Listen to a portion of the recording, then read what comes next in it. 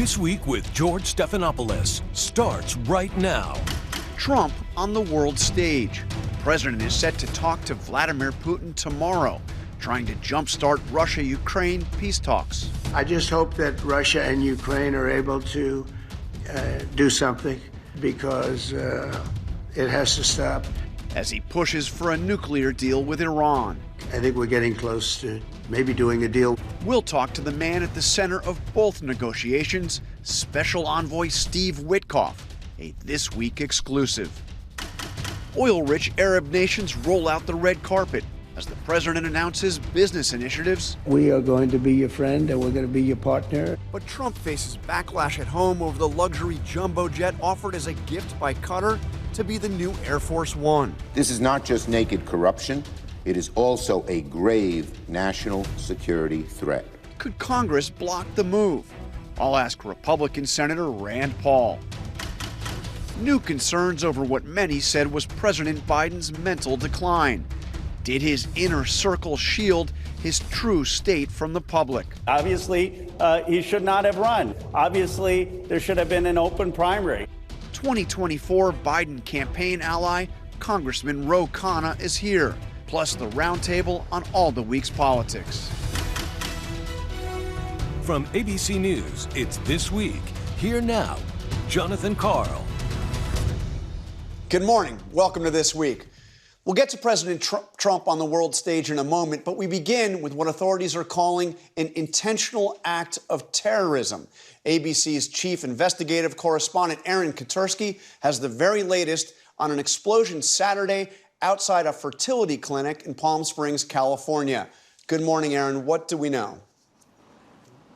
John, good morning to you. This blast was so powerful that at first people in Palm Springs thought this might have been an earthquake, but then they quickly saw the flames and smoke and damage from what appears to have been a car bomb. It exploded right outside a fertility clinic. American Reproductive Centers, which said nobody from its staff was hurt, and the eggs, embryos, and other reproductive materials in its lab are secure and undamaged.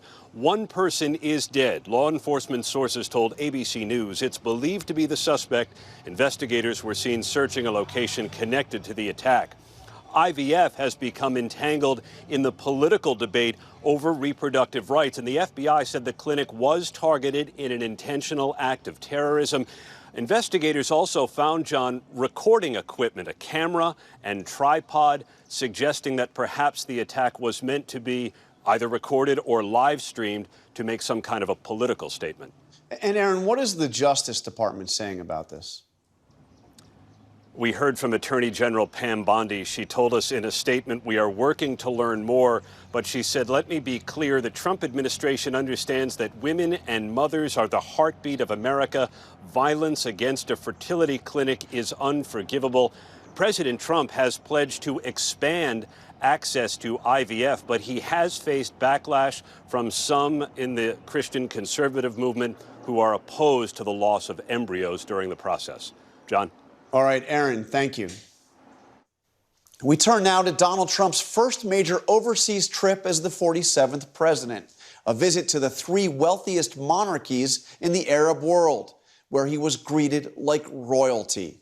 And while President Trump came home to a double dose of bad news in Washington, with hardline Republicans tanking his budget bill and the Supreme Court extending its ban on the use of the Alien Enemies Act for deportations, he made some bold moves on the world stage this week. He secured the release of Edon Alexander, the last remaining American hostage held in Gaza, after engaging in direct talks with Hamas, bypassing the Israelis. He talked about making a deal with Iran to open economic ties in exchange for dismantling the Iranian nuclear program. He lifted sanctions on Syria, and he met with the country's new president, a man who not long ago was considered a jihadist with ties to al-Qaeda. Some of these moves made fellow Republicans uneasy. Some may have made the Israelis uneasy. But they represent an effort to reset policy in a region badly in need of a policy reset. And he's won praise from some unexpected sources. Take a listen to what the top Democrat on the House Intelligence Committee, Jim Himes, had to say. And I got to tell you, I think the president has, in this last week or so, played the Middle East pretty darn well. Not in the habit of praising this president, but I got to give him some kudos there. The trip, however, was overshadowed at times by questions surrounding the Trump family's business interests in the Middle East and concerns over his administration's plans to accept a $400 million luxury Boeing 747-8 jumbo jet as a gift from the royal family of Qatar, a plan first reported here on ABC News. Even some of the president's allies called the move unwise and questioned whether it's legal. Beyond the Middle East, this week marked the first significant direct talks between Russia and Ukraine. Although Putin himself was a no-show, President Trump says he'll speak to the Russian leader tomorrow. And after a first 100 days that shook up the domestic order in the United States, Trump is now trying to shake up the world order. President Trump came to the Middle East pronouncing what you might call the Trump doctrine. There are no true friends or enemies, just economic interests. When previous American presidents talked of spreading American values, democracy and human rights, Trump offered a different vision. Far too many American presidents have been afflicted with the notion that it's our job to look into the souls of foreign leaders and use U.S. policy to dispense justice for their sins. He basked in an extravagant and luxurious reception in the Islamic world as he heaped praise on the leaders of Saudi Arabia, Qatar, and the United Arab Emirates, and the massive investments they've promised to make in the United States. They have a lot of money, and I want them to spend the money in the United States. It's a reset of American policy and a reset for Donald Trump, who promised a ban on Muslims coming into the United States as a key pillar of his first campaign. Fast forward to this week, Trump made his first public visit to a mosque, touring the Sheikh Zayed Grand Mosque in the UAE. It is so beautiful. Very proud of my friends. This is an incredible culture. Trump's trip got underway with a royal welcome in Saudi Arabia. He was escorted by military jets in the air and Arabian horses on the ground. And he received a warm greeting from the Saudi Crown Prince Mohammed bin Salman, who he showered with compliments in return. I like him a lot. I like him too much. That's why we give so much, you know? President Trump met with former rebel leader turned new president of Syria, Ahmed al-Sharaa, the first meeting between a U.S. and Syrian leader in 25 years. The president announced he would be lifting sanctions on Syria. The sanctions were brutal and crippling and served as an important function, nevertheless, at the time. But now it's their time to shine. Throughout the trip, Trump talked about his push for a nuclear deal with Iran. On Friday, he announced that a proposal had been given to the Iranians, while taking a carrot and stick approach. Iran wants to trade with us, okay, if you can believe that, and I'm okay with it. I'm using trade to settle scores and to make peace. He suggested Iran faces a choice, a deal with the United States or a military strike on its nuclear facilities. It's either going to be done nicely or it's going to be done violently. Amidst all the fanfare of Trump's journey, concerns about conflicts of interest and national security risks, too. As ABC News first reported, Trump wants a luxury Boeing 747-8 jumbo jet as a gift to the administration from the royal family of Qatar, estimated to be worth some $400 million. The aircraft is so extravagant, it's been called the Flying Palace. Trump this week repeatedly brushed aside concerns over the plane. I would never be one to turn down that kind of an offer. I mean, I could be a stupid person and say, no, we don't want a free, very expensive airplane. I'm joined now by the man at the center of negotiations with Iran, Russia, and more, President Trump's special envoy, Steve Witkoff. Mr. Witkoff, good morning, and thank you for joining us. Let me start right with the news we reported, which is that the President Trump plans to speak by phone tomorrow with Vladimir Putin. Do you expect this call will lead to direct negotiations between President Trump, President Putin, and President Zelensky, in-person negotiations? Look, John, we had some direct negotiations in Istanbul there were some good achievements made, including the release of hostages. We have to get to a ceasefire. That's the president's position, and we all agree with that position. And most importantly, we have to get to a final peace deal. And the president has a force of personality that is unmatched. I think it's important. His sensibilities are that he's got to get on the phone with President Putin, and that is going to clear up some of the logjam and get us to the place that we need to get to. And I think it's going to be a very successful call. What did you make of Putin's not going to Istanbul? I mean, President Trump even offered to adjust his trip to be there himself. Why was it, do you think, that Putin decided not to go? Look, I don't want to comment on his motivations. I think in some respects it may have something to do with the delegation that he had sent to the original Istanbul talks, but those were different circumstances back then as compared to today. I want to leave it to, I want to be a bit more positive about this. I believe that the president is going to have a successful call with Vladimir Putin. They know each other. The president is determined to get something done here, and hopefully, if he can't do it, then nobody can. So I leave it to the two leaders to have that call. Vice President Vance said recently that the Russians, quote, are asking for too much. Is that your assessment of where we are right now? Is Putin asking for too much? My assessment is that this is a very complicated conflict that shouldn't have happened. I completely agree with President Trump in that regard. And, you know, you've got people who are at each other. There's a lot of emotion, a lot of hatred, and the carnage has to end. And so I think in a negotiation like this, people take positions. The art, the elegance of it, and the president is the master at this. I've said many times that I follow his tactics because they work. The art here is to narrow that wide berth between the parties, and I think to some extent we've done that. To some extent, each party is staking out their positions, and I think Monday will go a long way towards identifying where we are and how we complete this negotiation. Okay, and then we have the other major set of negotiations with Iran. Can you give us a sense of what is the outline of the deal that President Trump wants to get with Iran?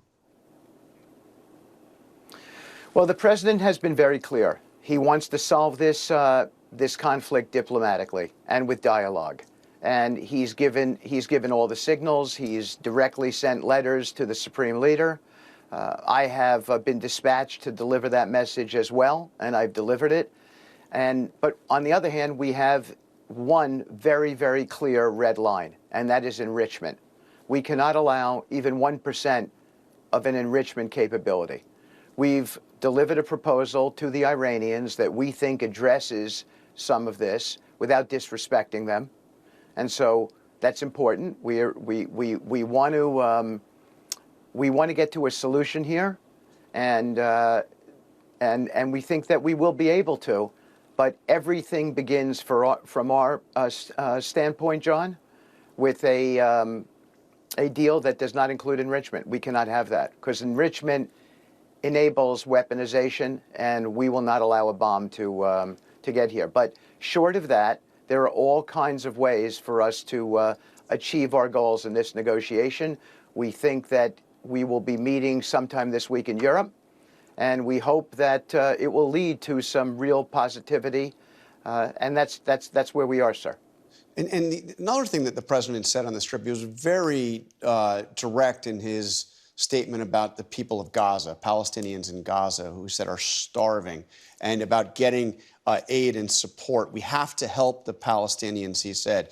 Is the president, are you pushing the Israelis to allow that aid to come in and to hold back on some of the offensive operations that continue to be ongoing in Gaza?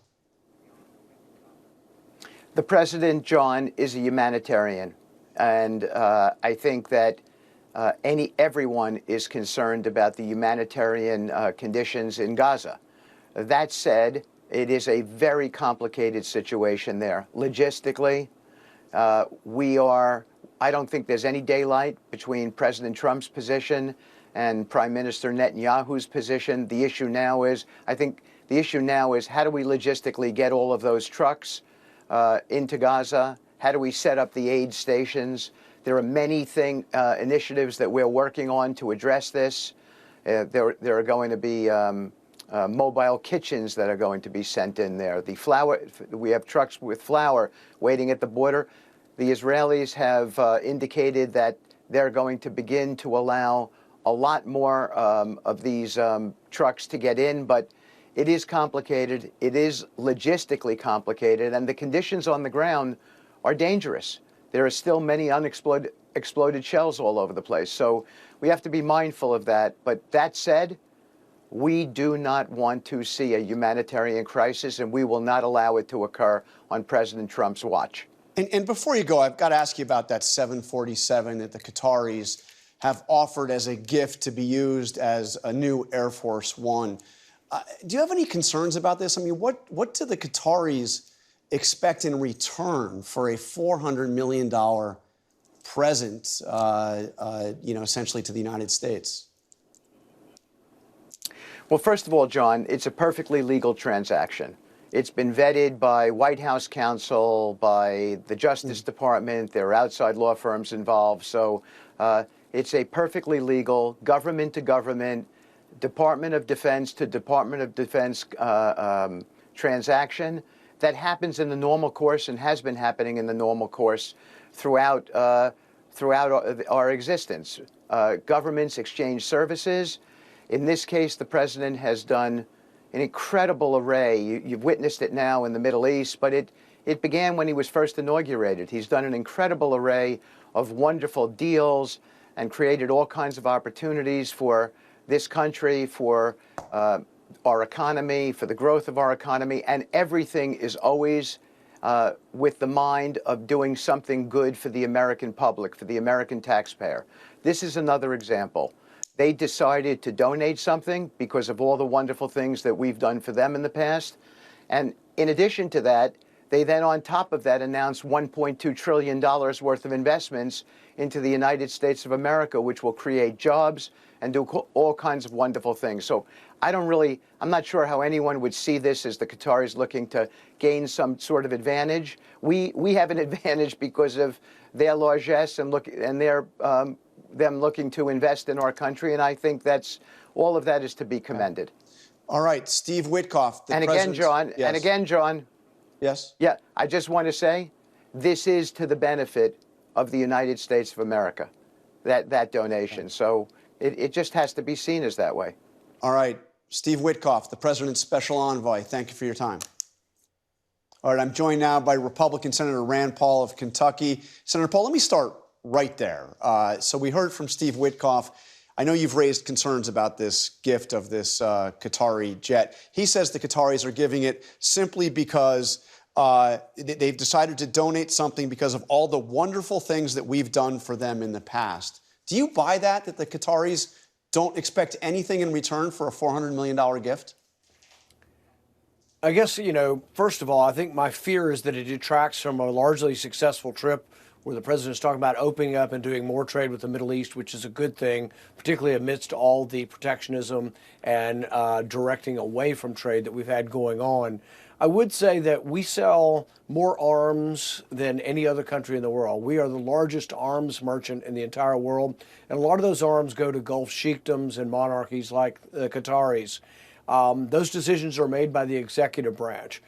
We have a veto power in Congress, and I've been part of vetoing or trying to veto arms before to Qatar as well as to Saudi Arabia over human rights abuses. So could it color the perception of the administration if they have a $400 million plane to be more in favor of these things? Perhaps. It at least gives the appearance of a conflict of interest. I don't think it's worth the headache, and I think it's detracting from a largely successful trip to the Middle East, which includes a lot of good things as far as expanding trade.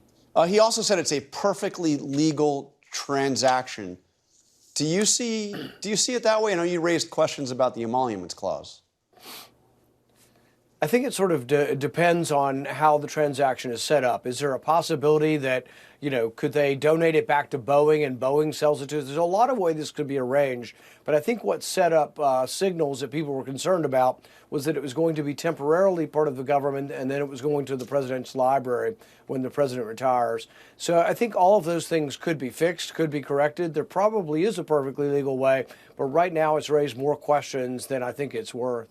Okay, Senator, let me turn to tariffs. The president also announced a temporary reduction to those big China tariffs, although there's still 30% tariffs on goods coming in from China as he tries to negotiate a new deal.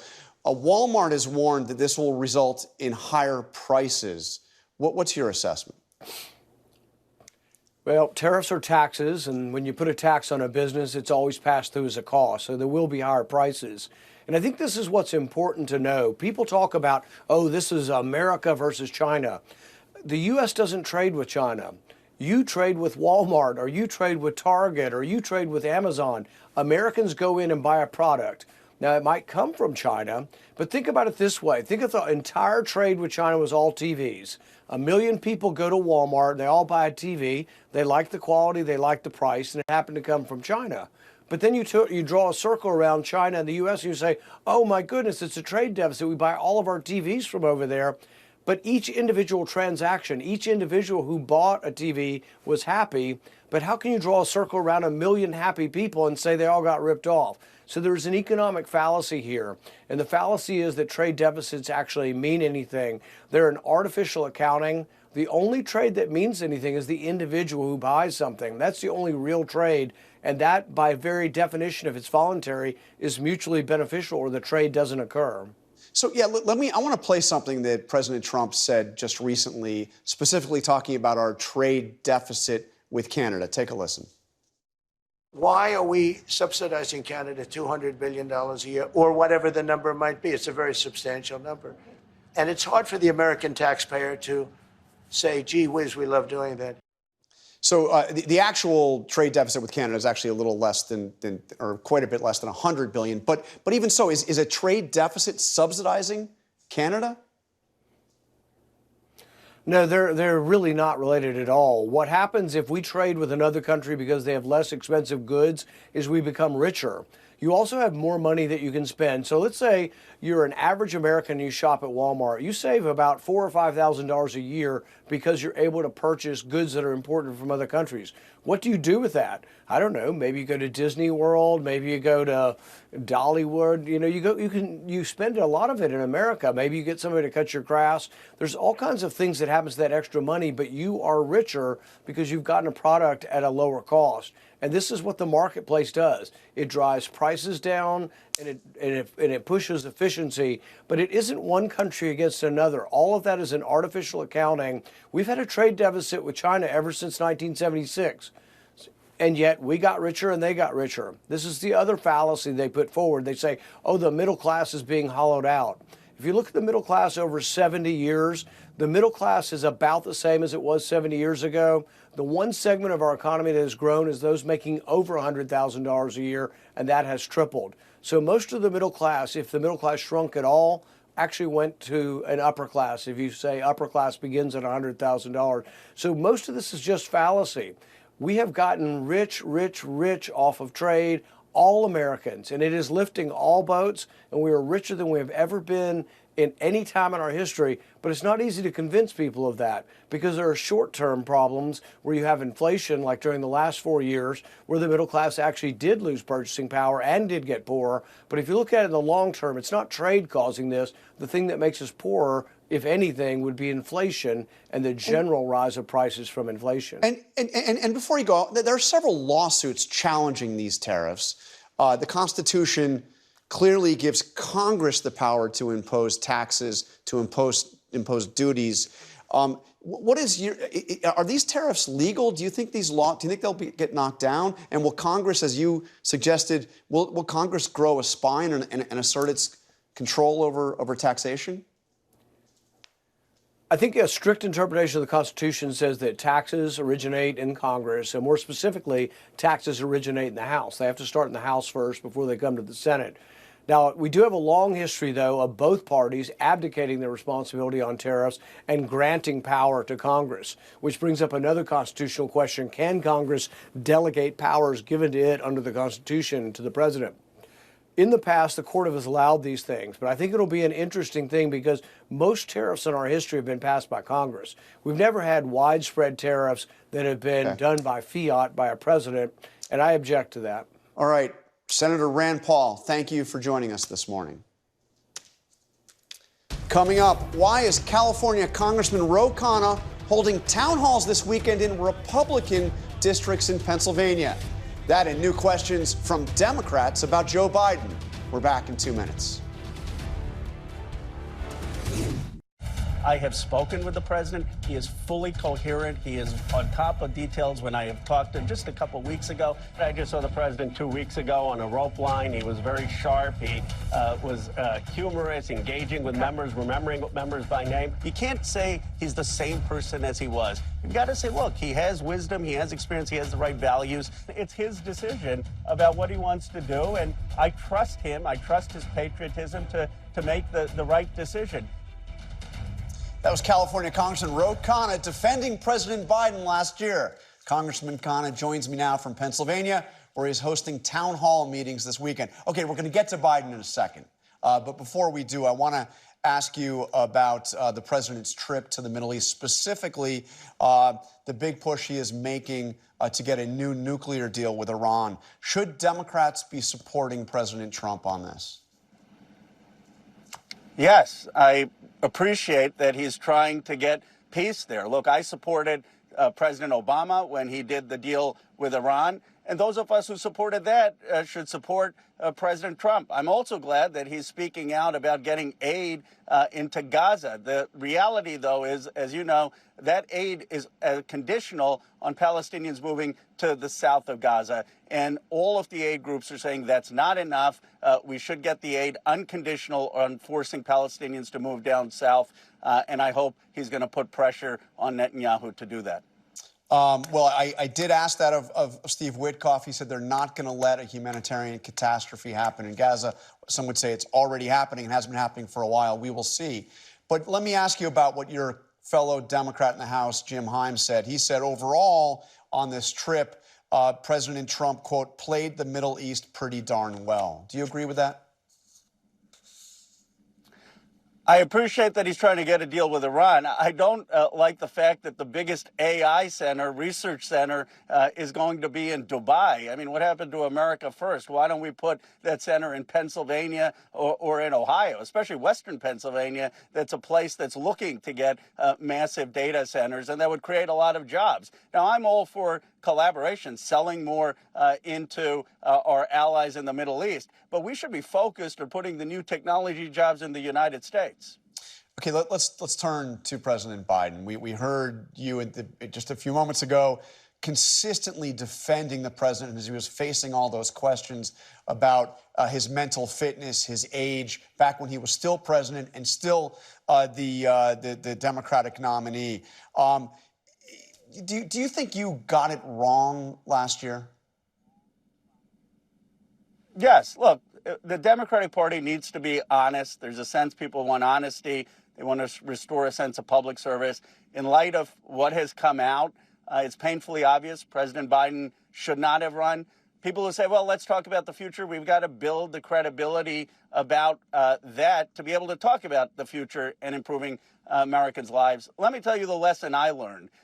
We paid too much deference to party leaders, to the old guard, to the advisors.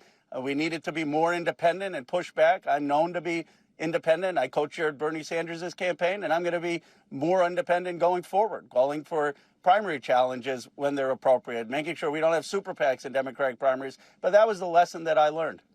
Jake Tapper and Alex Thompson argue in their new book, and let's look at the title. It's called Original Sin, President Biden's Decline, Its Cover-Up, and his Disastrous Choice to Run Again. They write, Biden and those closest to him refused to admit the reality that his energy, cognitive skills, and communications capacity had faltered considerably. Even worse, through various means, they tried to hide it. Is that the way you see it? What did we have a cover-up? Was there a cover-up in the Biden White House, a cover-up of his true mental and physical condition?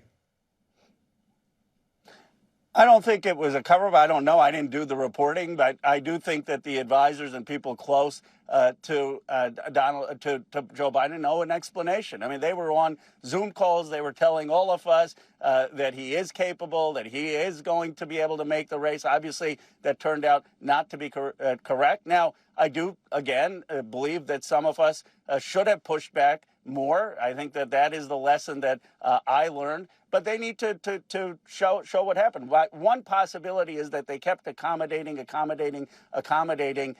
didn't realize how much they had accommodated. But that's a question they owe an explanation for. What I don't think the Democratic Party can do is just say, let's talk about the future, let's move past this. People in America are fair. You showed all those clips. I didn't realize I made that many appearances on television. People realize that I said, look, I made a mistake. Here's the lesson I learned. I was talking about it based on the information I had, and people are fair. But you have to own up before you can move forward. Yeah, so I won't remind you, well, maybe I will, that you, right after the debate, compared Joe Biden to Rocky Balboa. So we won't get into that. I still, yeah. Well, I still think, look, he overcame the loss of his son. He's had a remarkable life. He showed a lot of resilience. That was a question of his character. I still think Joe Biden has a lot to be proud of in his record. The CHIPS Act to bring semiconductors back, the Inflation Reduction Act to set up clean tech, the fact that we got out of COVID and the economy and had a strong economic recovery. And he has a lot of resilience in his life. That doesn't mean, though, that he made the right decision to seek a second term. Okay, you're out in Pennsylvania. You've been holding these benefits over billionaires town halls. You've got another tonight, and now you're planning at least 10 in Republican districts. What's the theory of the case? Why are you out in Republican districts holding these town hall meetings?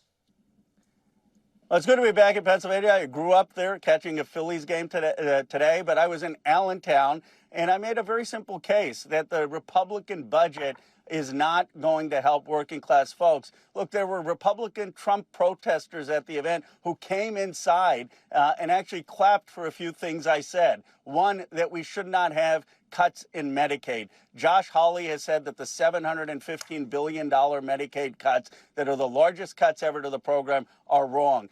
Trump voters don't want those Medicaid cuts. The Republicans in those districts should vote against them. Number two, I was the first person to go on the floor to codify Trump's executive order on prescription drugs. We should not, as Americans, be paying more for prescription drugs than people in other parts of the world. Representative Luna, Representative Biggs, two Republicans are on it. This should be a bipartisan vote. Either you stand with the $16 billion of the pharmaceutical lobbying or you stand with the American people. And number three, there's a Mack truck, and I hope, oh, sorry, go ahead. Yeah, we're really just about out of time, and I've got to ask you, just before you go, how seriously are you considering running for president in 2028?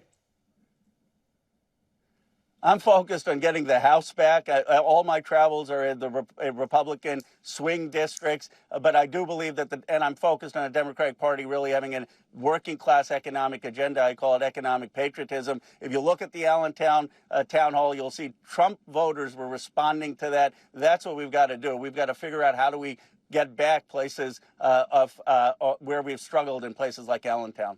Okay, it sounds like a definite maybe. Khanna, thank you very much for joining us.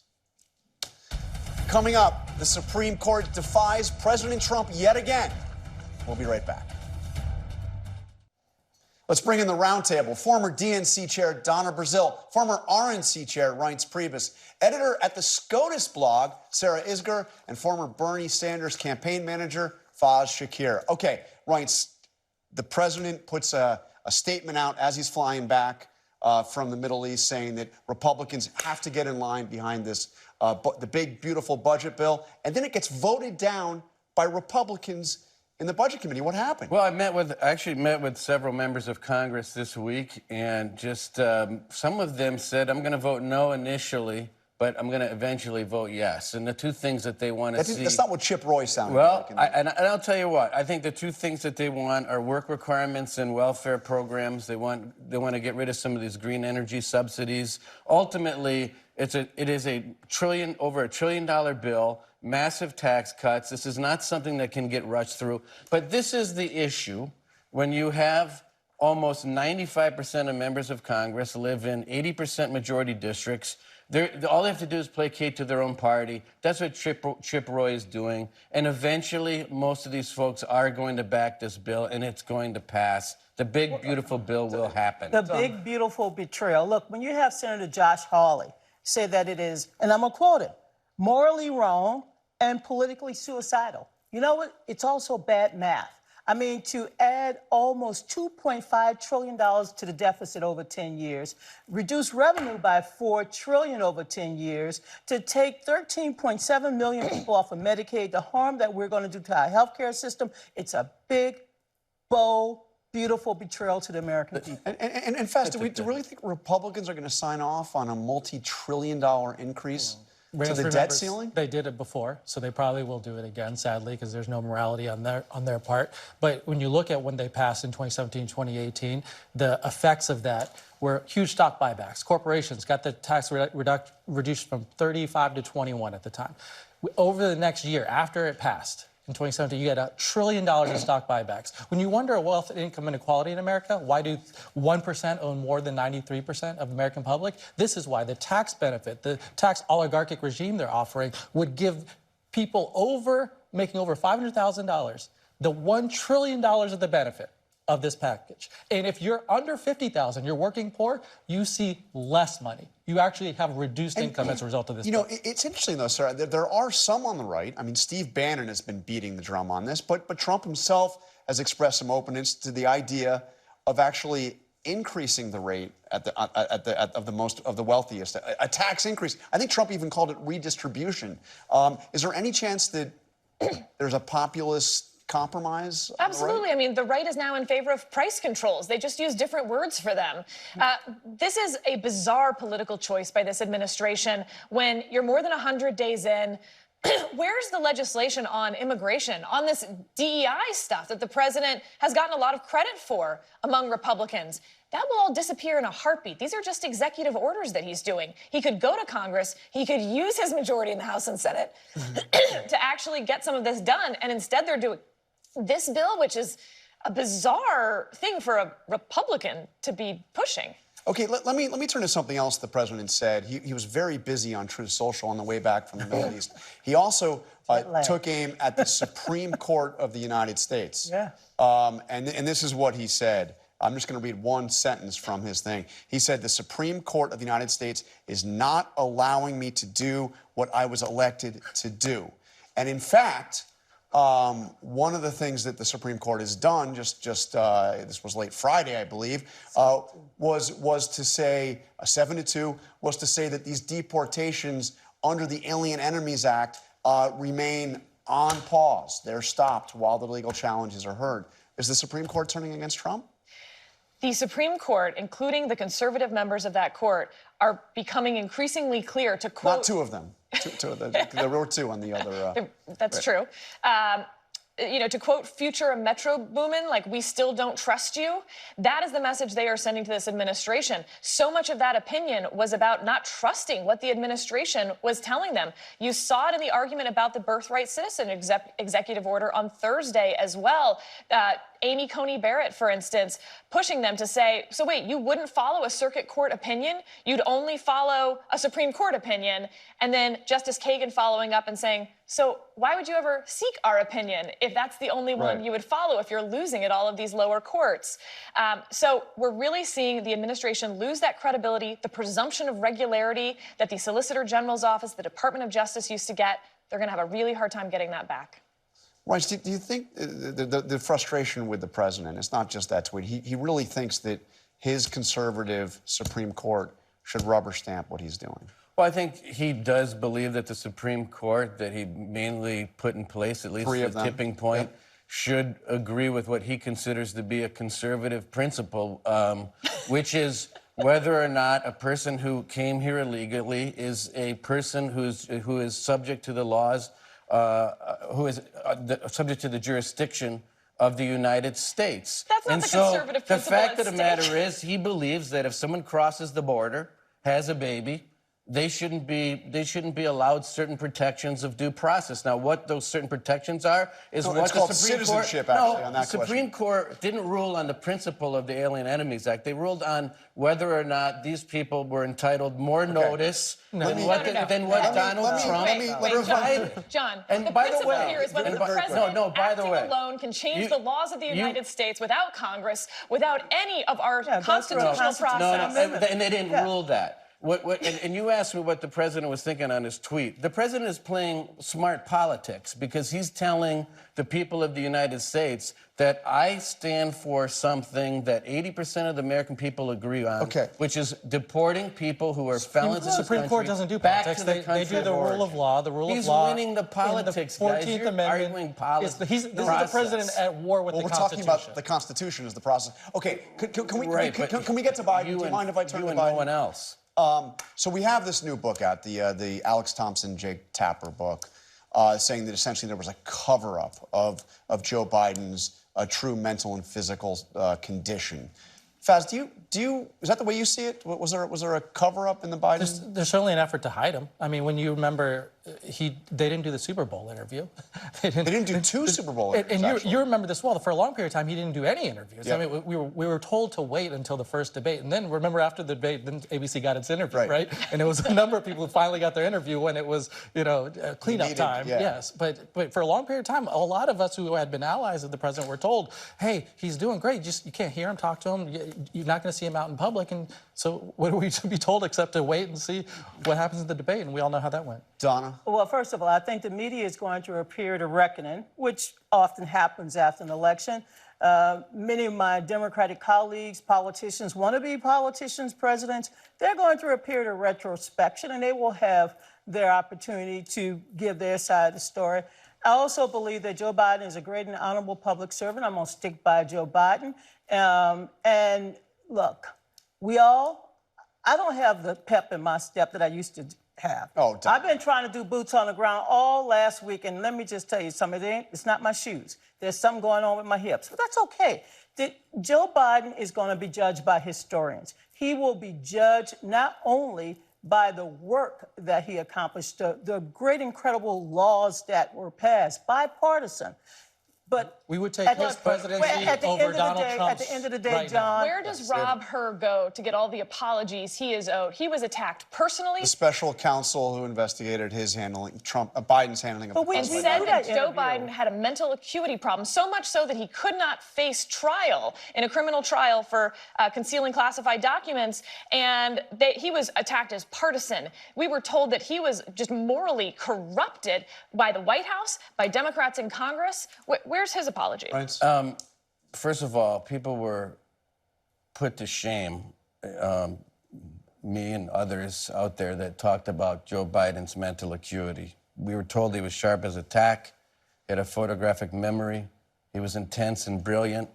And what's amazing is the sources of this book were the same sources that told us that we ought to be ashamed of ourselves. It's a stutter. Stop talking about him. The fact is they were managing his decline in a nursing home in the White House. All right, we are out of time. Thank you all very much. Up next, the American Pope holds his inaugural Sunday Mass. We'll take you to the Vatican when we come back.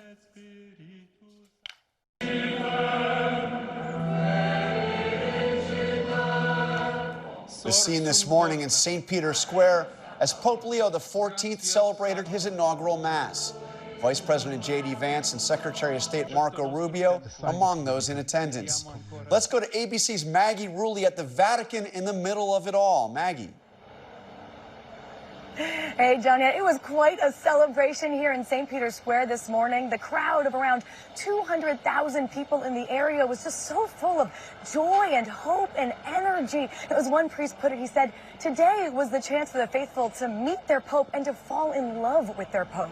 Now, the Mass itself was steeped in tradition and just these deeply symbolic moments. The Pope given the symbols of the papacy, that's the pallium, the woolen vestment he wears that represents the Pope as a shepherd, as well as that fisherman's ring, a signet ring with an image of St. Peter. And John, what I found so fascinating was this juxtaposition of like centuries-old traditions with a new American Pope, a Pope who's on social media, who speaks English, who loves baseball. I mean, kind of the ultimate American pastime. And it'll be really interesting to see, John, how that juxtaposition really shapes the Catholic Church going forward.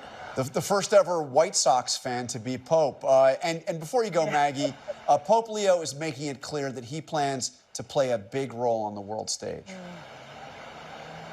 Yeah, we've already seen him start to do this. The Vatican announced just today that Pope Leo is meeting with President Zelensky while he's in town. We also understand that the Holy See has this long-standing offer to host peace talks between Ukraine and Russia. And that's something that just this weekend, Secretary of State Marco Rubio, who, as you mentioned, is also here in Vatican City today, has said could be a possibility. And even during his homily, Pope Leo mentioned that he wanted a just peace in Ukraine, as well as prayers for the children of Gaza. So, John, he might just be getting started in his papacy, but he's already really taking a leading role in global affairs. And this could be something that shapes his papacy going forward. But, we have to make a point, John, that it is still early days. We're not really sure what's going to happen. We're just getting these little nuggets of what might happen in the future. But for now, we still have to wait, John. Today was the inauguration. All right. Thank you, Maggie. Thank you for sharing part of your Sunday with us. Check out World News Tonight. Have a great day.